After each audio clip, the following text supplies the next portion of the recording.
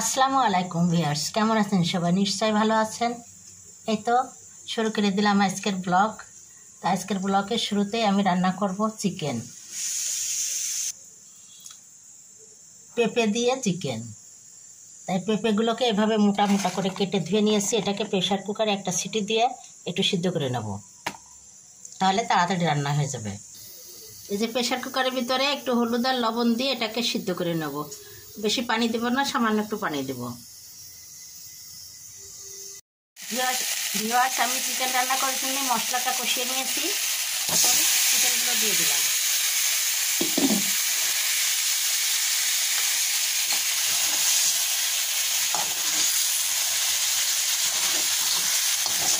এখন আমি চিকেনগুলো ভালোভাবে কষিয়ে নেব।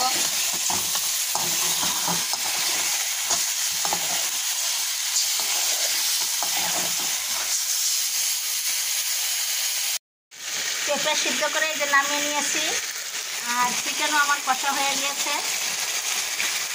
এবার আমি একটু ঝোলের পানি দিয়ে দেবো।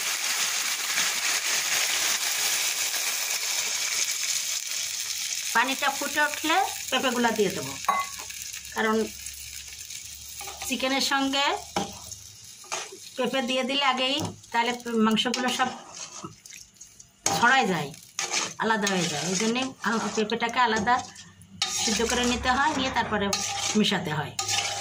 আমি চিকেন কষা হয়ে গেছে, ঝোলের পানি দিয়ে দিলাম। ফুটে উঠলে আমি পেঁপেগুলো দিয়ে দেবো।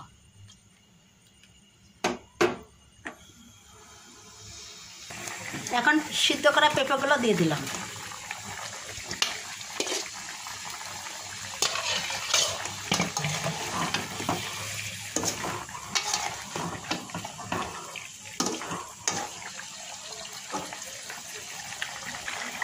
এখন গরম মশলার গুঁড়া দিয়ে নামিয়ে নেব।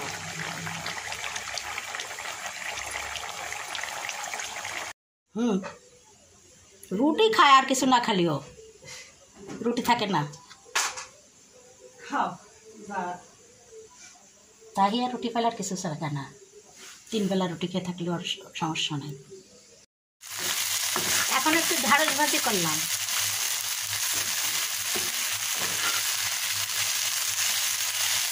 হয়ে গেল আমার ঢ্যাঁড়স ভাজি, কালারটা কত সুন্দর হয়ে আছে।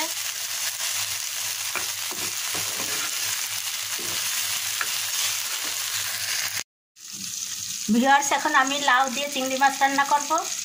তাই যে লাউকে প্রেশার কুকারে একটু সিদ্ধ করে নিয়েছি, আর এখানে এই যে আমি চিংড়ি মাছ দিয়ে পেঁয়াজ ভেজে নিচ্ছি।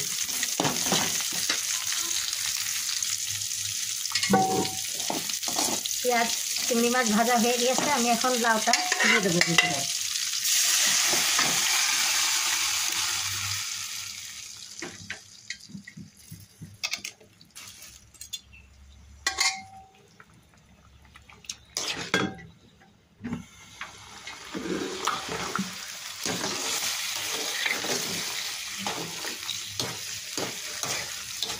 পানিটা একটু শুকিয়ে গেলে আমি নামিয়ে নেব।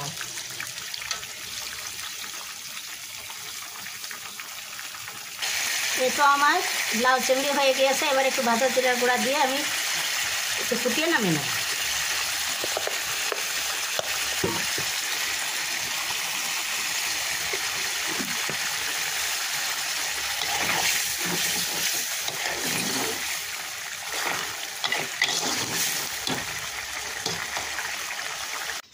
এখন আমার নাতনির জন্য এই যে আলু দিয়ে চিপস বানাচ্ছি বাড়িতে, স্কুলের টিফিন দিব।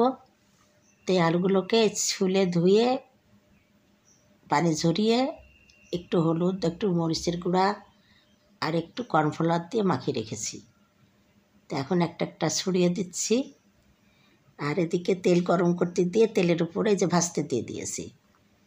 তা আস্তে জালে এটাকে একটু কড়কড়ে করে ভাজে নিতে হবে।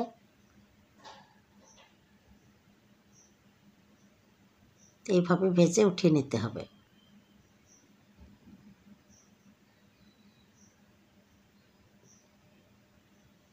বাচ্চারা এগুলো খেতে ভালোবাসে, তো এগুলো পেলে ওরা খুব খুশি হয়, তাই আমি তাদের জন্য বানিয়ে দিচ্ছি। তো এইভাবে তেলের উপরে একটা একটা করে ছেড়ে দিলেই সুন্দর কড়কড়ে করে ভাজা হয়ে যায়।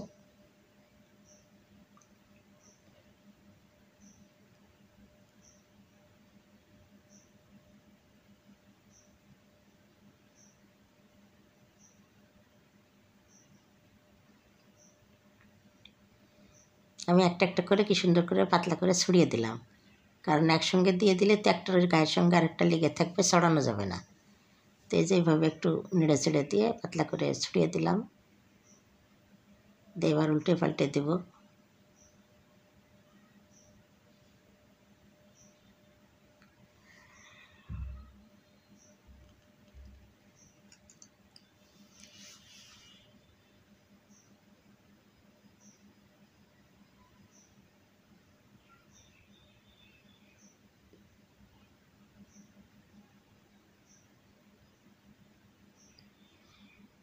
এই তো আমার চিপসগুলো সব ভাজা হয়ে গেছে, দেখুন কত সুন্দর হয়েছে।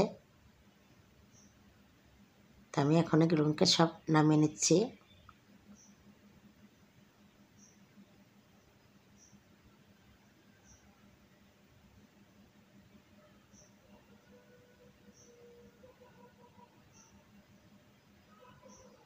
আমি সবগুলো উঠিয়ে নিলাম।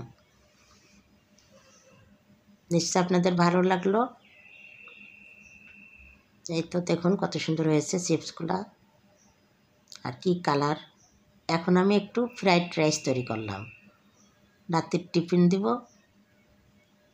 তাই অল্প করে একটু বাড়িতে থাকা উপকরণ দিয়ে ফ্রাইড রাইস তৈরি করে নিলাম।